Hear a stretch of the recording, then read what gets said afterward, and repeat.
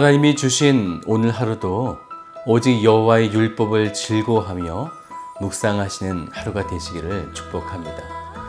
오늘 말씀은 출애굽기 22장 말씀 되겠습니다. 제 22장.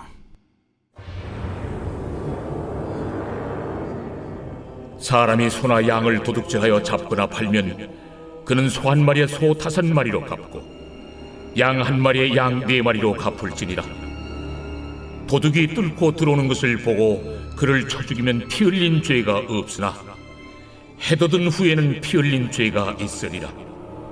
도둑은 반드시 배상할 것이나 배상할 것이 없으면은 그 몸을 팔아 그 도둑질한 것을 배상할 것이요, 도둑질한 것이 살아 그의 손에 있으면 소나 나귀나 양을 막론하고 갑절을 배상할지니라. 사람이 밭에서나 포도원에서 짐승을 먹이다가 자기의 짐승을 놓아 남의 밭에서 먹게 하면 자기 밭에 가장 좋은 것과 자기 포도원에 가장 좋은 것으로 배상할지니라. 불이 나서 가시나무에 댕겨 낯간이나 거두지 못한 곡식이나 밭을 태우면 불러온 자가 반드시 배상할지니라. 사람이 돈이나 물품을 이웃에게 맡겨 지키게 하였다가 그 이웃집에서 도둑을 맞았는데 그 도둑이 잡히면 갑절을 배상할 것이요, 도둑이 잡히지 아니하면 그 집주인이 재판장 앞에 가서 자기가 그 이웃의 물품에 손댄 여부의 조사를 받을 것이며, 어떤 이런 물건, 즉 소나 나귀나 양이나 의복이나 또는 다른 이런 물건에 대하여 어떤 사람이 이르기를 이것이 그것이라 하면 양편이 재판장 앞에 나아갈 것이요, 재판장이 죄 있다고 하는 자가 그 상대편에게 갑절을 배상할지니라. 사람이 나귀나 소나 양이나 다른 짐승을 이웃에게 맡겨 지키게 하였다가 죽거나 상하거나 끌려가도 본 사람이 없으면은 두 사람 사이에 맡은 자가 이웃의 것에 손을 대지 아니하였다고 여호와께 맹세할 것이요, 그 임자는 그대로 믿을 것이며 그 사람은 배상하지 아니하려니와 만일 자기에게서 도둑 맞았으면 그 임자에게 배상할 것이며 만일 찢겼으면 그것을 가져다가 증언할 것이요, 그 찢긴 것에 대하여 배상하지 아니할지니라.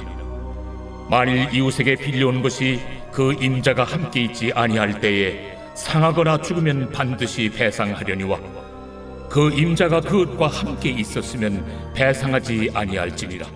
만일 세낸 것이면 세로 족하니라. 사람이 약혼하지 아니한 처녀를 꿰어 동침하였으면 납폐금을 주고 아내로 삼을 것이요, 만일 처녀의 아버지가 딸을 그에게 주기를 거절하면 그는 처녀에게 납폐금으로 돈을 낼지니라. 너는 무당을 살려두지 말라. 짐승과 행함하는 자는 반드시 죽일지니라. 여호와 외에 다른 신에게 제사를 드리는 자는 멸할지니라. 너는 이방 나그네를 압제하지 말며 그들을 학대하지 말라. 너희도 애굽 땅에서 나그네였으니라. 너는 과부나 고아를 해롭게 하지 말라. 내가 만일 그들을 해롭게 함으로 그들이 내게 부르짖으면 내가 반드시 그 부르짖음을 들으리라. 나의 노가 맹렬함으로 내가 칼로 너희를 죽이리니 너희의 아내는 과부가 되고 너희 자녀는 고아가 되리라. 내가 만일 너와 함께한 내 백성 중에서 가난한 자에게 돈을 구워주면 너는 그에게 채권자같이 하지 말며 이자를 받지 말 것이며, 내가 만일 이웃의 옷을 전당 잡거든 해가 지기 전에 그에게 돌려보내라. 그것이 유일한 옷이라.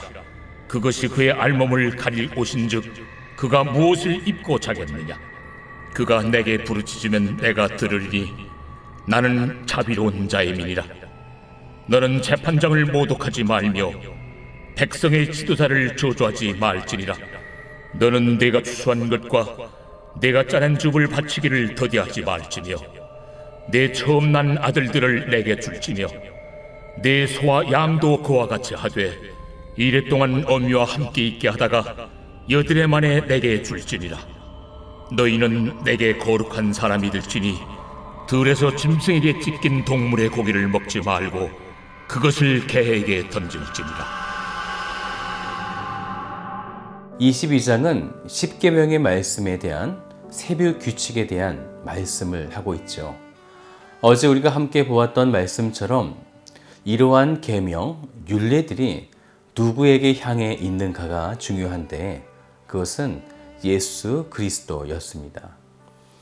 우리가 주의 율례들을 지키면서 힘들다, 어렵다, 두렵다라는 마음을 가지게 될지 모르겠지만 하나님은 이러한 율례들을 주시면서 우리에게 원하셨던 것은 그분의 사랑을 알기를 원하셨고 또한 그 사랑의 본질 되시는 예수 그리스도를 경험하기를 원하셨던 것입니다. 그런데 아주 중요한 것은 주의 율례를 지켜야 한다라는 거죠. 우리는 어쩌면 이러한 율례들을 들으면서 아주 자연스럽게 한 귀로 흘려버릴지 모르겠습니다. 그런데 주의 이 율례를 지켜야 예수 그리스도를 경험한다는 사실입니다. 22장은 크게 두 개의 단락으로 나누어 볼 수 있는데요. 먼저는 1절부터 15절까지 십계명 중에 8번째 계명인 도둑질하지 말지니라의 세부 규칙이 되어지죠.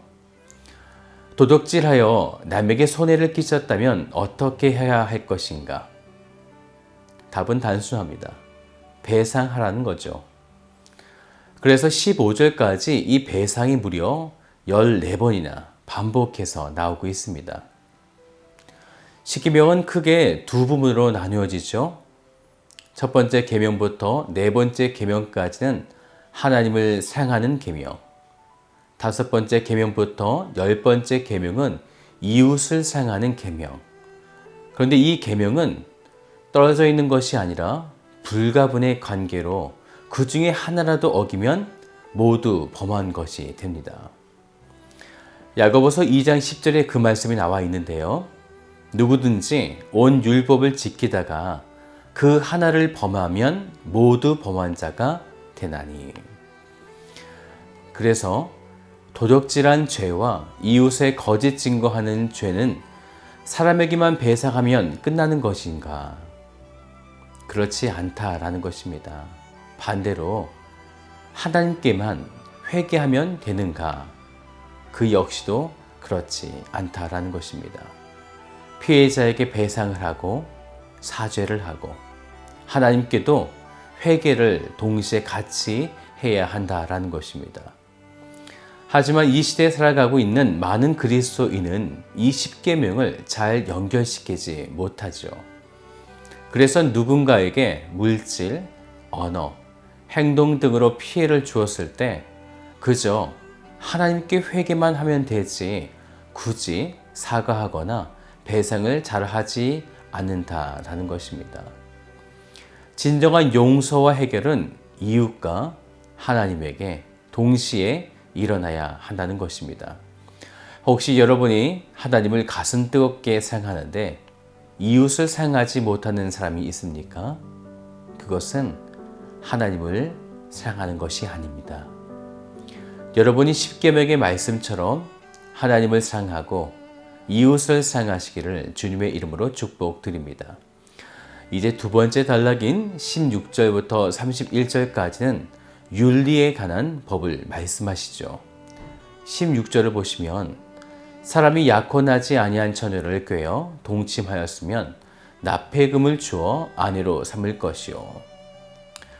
정상적이지 않은 비윤리적인 행동을 하였을 때의 해결 방법을 시작으로 19절을 보면 짐승과 행음하는 자는 반드시 죽일지니라. 비도덕적인 타락이 당시 이스라엘 백성들에게 얼마나 많이 있었는지를 보여주고 있는 것입니다. 그러면요, 어떻게 이런 비도덕적인 일들을 이스라엘 백성들이 행하게 되었던 것일까요? 그들이 본 것이죠. 430년간 애굽에서 그렇게 행한 것을 보고 그들도 그와 같은 죄를 지은 것입니다. 아주 오랫동안 그들 가운데 잠식되어져 있었던 것인데 그것이 죄인지 몰랐던 것이에요. 왜일까요? 왜 죄인지 몰랐을까요? 그들이 430년간 어둠의 영에 노예였기 때문입니다. 그래서 출애굽을 통한 광야의 시간은 그런 더러운 죄를 회개하고 씻어내어서 하나님의 자녀다운 거룩한 백성이 되어지는 시간이 되어지는 것입니다. 하나님은 지금 이스라엘 백성들 가운데에 그런 작업을 하고 계신 것이죠. 그렇기 때문에 당연히 광야라는 고난이 그들 가운데 있을 수밖에 없는 것입니다. 광야는 하나님과 만나는 시간이 되어지는 것입니다. 이것이 하나님이 이스라엘 백성들을 광야로 보내신 이유가 됩니다. 그들로 하여금 거룩한 백성이 되게 하시려는 의도. 그러면 생각해 보세요. 우리가 지금 광야의 어려운 시간들을 보내고 있다는 것은 무엇을 말하고 있는 것일까요? 내가 아주 심각한 죄악 속에 있다는 것을 의미합니다. 그래서 하나님이 우리를 거룩하게 만드시는 중이죠. 하나님을 온전히 바라보지 않고 내 안에 있었던 숱한 우상, 더러운 죄, 타락의 현장, 그 모든 것을 씻어버리고 거룩하게 만들어 가시는 바로 하나님의 작업이 되어진 것입니다. 그렇기에 31절을 보세요. 너희는 내게 거룩한 사람이 될지니. 이 광야에서 빠져나올 수 있는 방법은 거룩해지는 방법밖에는 없는 것입니다.